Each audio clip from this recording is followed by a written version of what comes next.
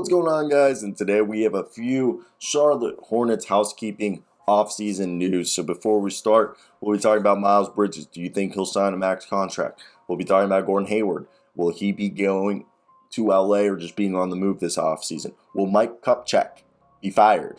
And will James Borrego team option be picked up? So we'll talk about it all. Let me hear your thoughts down below. Like and subscribe, and let's get right into it. So Miles Bridges, after Miles Bridges declined a 4-year, $60 million contract offer this past fall, he's expected to command a max salary that is a total of 5 years, $173 million this summer. League personnel believe that the Hornets will match any offer sheet for Bridges. That could either dissuade teams from making an earnest attempt at signing him, unnecessarily tying their hands for 48 hours, or it may encourage a rival suitor to force Charlotte to pay the full max, as the Brooklyn Nets did to Washington Wizards and for Otto Porter, and they did the same thing, I believe, for Allen Crabbe.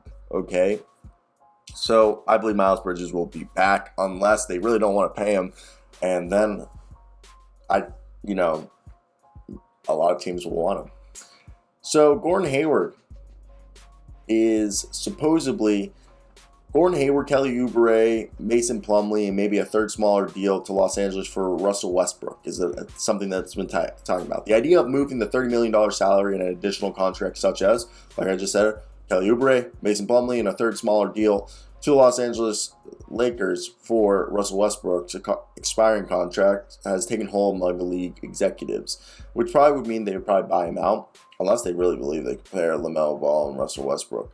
But the final stretch obviously provided a glimpse of what Charlotte might look like without Hayward on the roster, and the emergence of Bridges, and not to mention the high usage rate of LaMelo Ball, means fewer playmakers needed in a way, you know what I mean? Not few playmakers, but guys like Gordon Hayward, who's like a secondary playmaker, Hayward.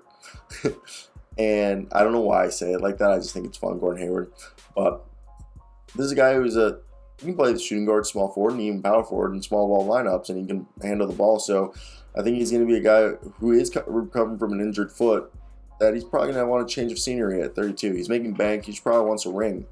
Now, big time news coming out of there as well. Charlotte, Mike Kupchak, the guy who used to be in the front office for LA. The uncertainty surrounding Kupchak has sparked the latest round of whispers in and around Charlotte that he may be on his way out.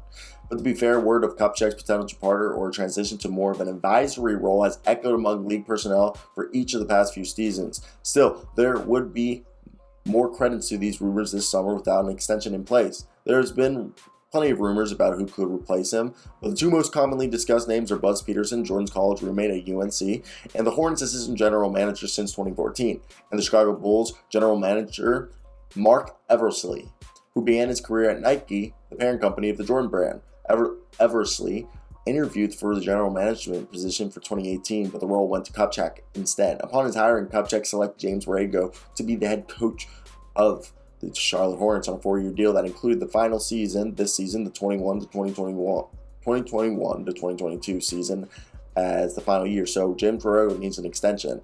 And the thing is, the Kupchak's deal was the same length, and yet only Borrego was able to complete a multi-year extension prior to the season. So Borrego's good, and by all accounts, Borrego maintains a strong relationship with the Charlotte key players, most of all Ball and Bridges. He's widely respected by his peers in the NBA coaching circles and is considered well organized, detail-oriented, and inclusive with the staff. And in business that's driven by ego, Borrego doesn't seem to care about his or being the loudest voice in the room.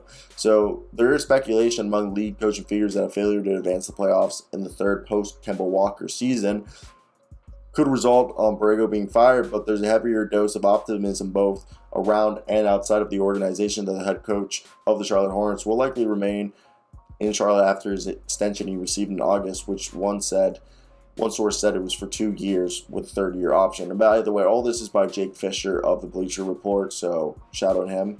And yeah, so I want to hear your thoughts down below, guys. What do you think is going to happen? Like and subscribe.